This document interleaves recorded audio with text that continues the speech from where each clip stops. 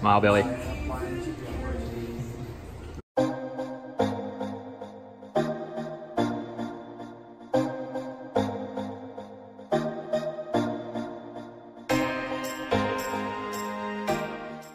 here at Reef Galleria Aquatica with Billy. Tell me about the journey, Billy. I know we've started with Starfire Aquatics, but here we are now sitting in South Melbourne having beer and coffee in your amazing aquarium. Two of the best combinations. Yeah. Exactly right. Yeah, like you said, I started off with Starfire Aquatics, and most people in the reefing community know me from there with all the custom build jobs that we do. And most recently, we just moved our warehouse from Melbourne over to South Melbourne, so just around the corner from here. But I think the idea was we always wanted to open up an aquarium store. The thing is, we didn't want to just open up any generic aquarium store. We wanted to create an atmosphere that was welcoming, that was welcoming everyone, not just beginners, but also you know, advanced hobbies too at the same time. But the cafe came very last minute, and we thought, you know, we're in the heart of South Melbourne, where it's known for coffee, and so we had room to implement the idea. So we decided to go ahead with it, and it's been absolutely fantastic. So, like I said, the idea was to create an environment where everyone was very welcome. Behind us, we've got a custom-built Starfire L-shaped tank, and there isn't many around. That's the thing. So I mean, apart from just the custom build, we also supply, you know, generic all-in-one systems that we have scattered around the stores. And like I said, the demographic here is so unique, where we get a lot of just random people walking through the door who've never actually seen these corals before. I mean, they've only seen these corals on either television or just on newspaper magazines. That's about it. So when they walk in, it's actually great to see someone just walk in, order a coffee or a drink, and you literally see them sitting and staring at like a hammer coral for like an hour and just be amazed about, you know, how it is. And you do a great job of making it accessible, because yeah, we're sitting in front of this amazing L-shaped Starfire custom tank. But over there's the tank that I used in my last video, the Nano Aqua One Mini Reef, which is like a $500 all-in-one. You know, it gets set up very quickly. Perfect for beginners. And you can put it in an apartment. And we know exactly how the hobby goes progression-wise. Most people start with a tank like that, with, you know, the cheaper end of the spectrum, with the cheaper corals and the all-in-one, because it's seen as easy, but inevitably people get sucked in, and then they take it to the next level and the next level, and everyone's always upgrading their tanks. Absolutely. And your tank is, sorry, your shop is a perfect experience of that, because you see the end game and then everything in between and the journey to get there. I mean, bear in mind, this is still a work in progress too. I think we've just hit almost a year now for this shop, for Reef Galleria. And with your big coral systems, you've got the two large bays out there.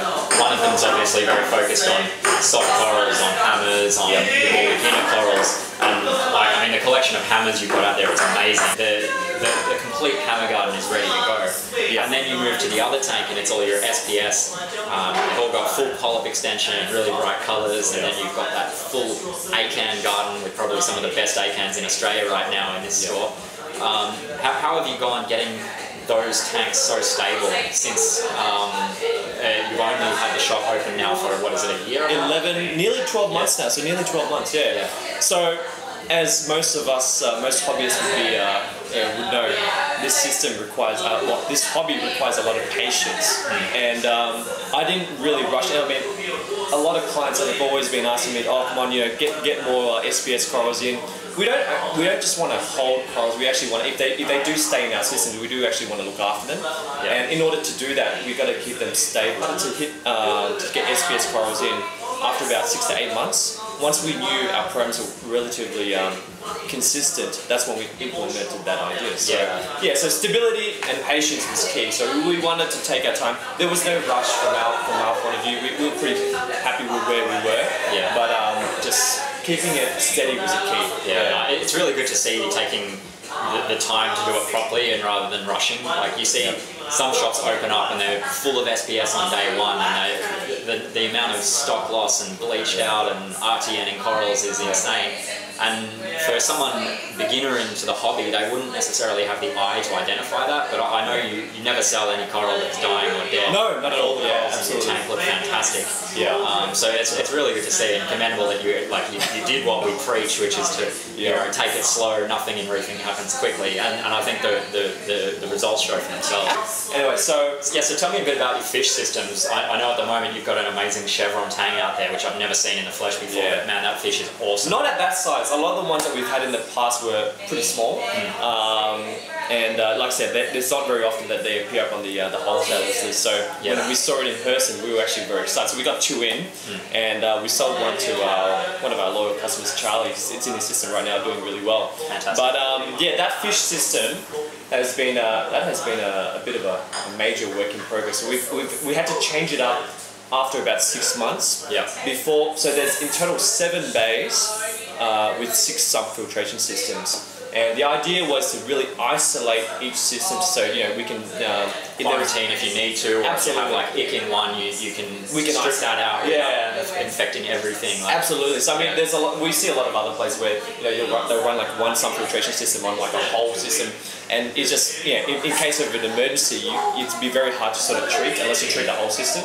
What we do is we create one quarantine station where we actually we offer quarantine for clients. Oh, that's great. Yeah. Honestly, even though it's a brand new shop, there was still a lot of things that we've actually had to change to improve. And like I said, in this hobby, it's what it's about. It's inevitable, right? Yeah, you always want to improve and change a few things around to make it run better, and that's it. Make it a bit more practical and efficient. Yeah. Well, one of the things that has impressed me with this shop is your ability to have a massive range of the dry goods. I think you'd be hard-pressed to name a common brand in our hobby that isn't stocked here, despite the small space. I mean, you're certainly not operating like a warehouse. No, not at all. You don't have the supermarket rows and rows and rows of dry goods. But I think every major brand is represented, and examples of the premium products from every line, from every major brand, you seem to have in stock despite the limited amount of space. Yeah. And I think that's it's really cool. I remember as a hobbyist, back then, and going to these different local aquarium stores, and it was exciting to go to these massive shops, with every brand under the sun. There was everything. The thing is, when you have a problem and you decide, look, let's say I want to treat, let's say ick, or maybe even apstasia. Maybe apstasia is like you go in and there's like 5 different apstasia products on the and they vary in terms of pricing, which is great. But the thing is, it'd be very confusing to choose. It's hard, So I mean, look, we are a boutique store, and we want to keep that in mind. We stock the brands that we believe work. That are affordable and that are easy to use. The MAFA Frag Day after party. MAFA Frag Day after party. So come past, Red Sea Skimmer giveaway. So just make sure you share the page, share the event page, and to enter. And it's been fantastic to see the distributor support behind the MAFA Frag Day and your after party that's happening after it. The amount of giveaways that are occurring. Yeah, absolutely. So you've got the Red Sea Skimmer, and then I've seen on the MAFA group, Shane's posted an innumerable number of giveaways. Oh, there's heaps. So it's just an amazing sign to see how much the distributors love the hobby. No, and I think it's great that the distributors are getting involved with the local aquarium stores to create such a nice big event. Shout out to Shane, for organising such a crazy event. And look, to see everyone there, it's great to basically build up this reefing community. Yeah. And when we were suggested the after party, we were like, hey, why not? Bring everyone, let everyone come past, and just meet everyone after the event, and just have a good time. Well, thanks very much, Billy, for your time. It's been amazing. Always good to be here. My favourite shop. Thanks for the beer. The coffee here is amazing as well. So some of the best coffee in South Melbourne. If you're down here, you have to try it. Till next time, my name's Marcus. You've been watching Reef Nerd YouTube channel. Bye for now. Thanks, guys. Thanks, man. Well done. Yeah, it's not bad. It does the job. It's actually nice to look.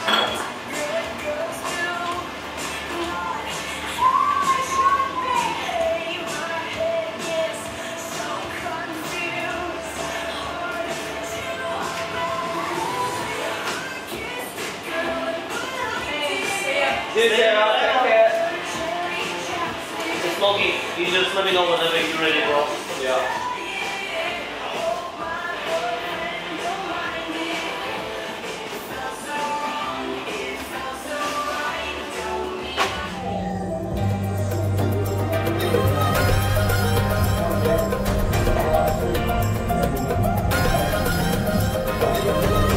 Wow, Billy, you should see this footage.